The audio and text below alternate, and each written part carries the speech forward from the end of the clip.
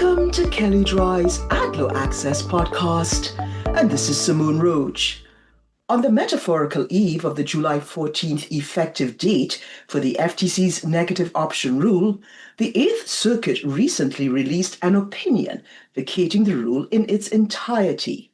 The economy-wide notice, consent, cancellation, and other requirements in the rule have been nullified by the Eighth Circuit's decision.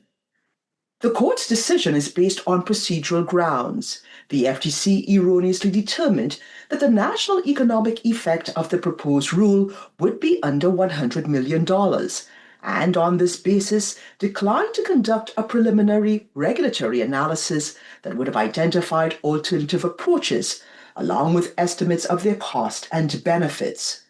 The court held that this failure deprived businesses and other interested parties of the opportunity for informed participation in the rulemaking process.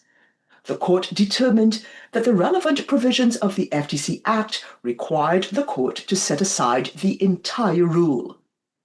So what's next for federal enforcement?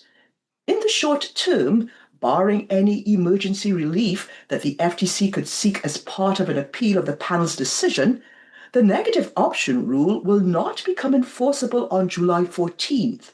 In the longer term, it is unlikely that the FTC under its current leadership will attempt to resurrect the rule, either by petitioning for review of the panel's decision or beginning a new rulemaking process.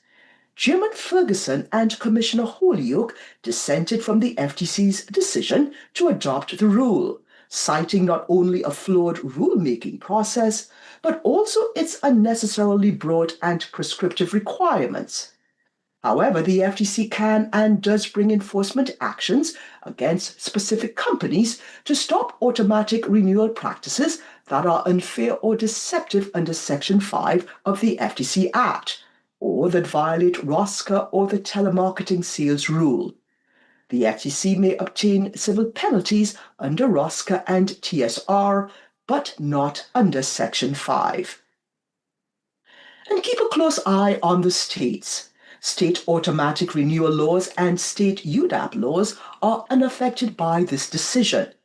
In the past several months alone, several automatic renewal laws have been enacted or amended, including in New York, California, Connecticut, Massachusetts, Maryland, and Arkansas. As recent enforcement actions and press from the New York AG have made clear, auto-renewal programs are under scrutiny, and AGs across the country will continue to look closely at automatic renewal plans, especially to enforce their new laws and protect against any perceived gaps arising out of vacating the rule. As a reminder, state auto-renewal laws' requirements are similar to and sometimes exceed the now invalidated negative option rule. Given the variation among state laws, state-by-state compliance may require close attention to specific requirements.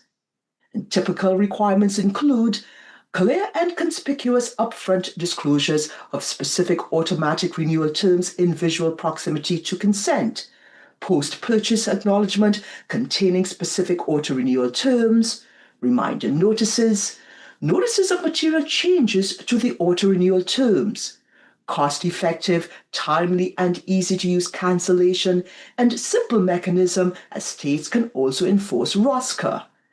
Beyond this, some states also require cancellation mechanisms to be in the same medium as consent, giving consumers the ability to cancel automatically renewing plans immediately, require businesses to obtain affirmative consent to the automatic renewal terms, restrict the presentation of safe offers such as discounts that are intended to convince consumers not to cancel their automatically renewing plans.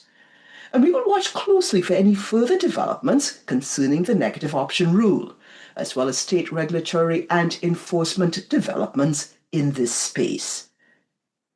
And if you'd like more information on what you've heard on this topic, please contact either Aaron Burstein or Beth Chun, and you can find their contact details in the show notes.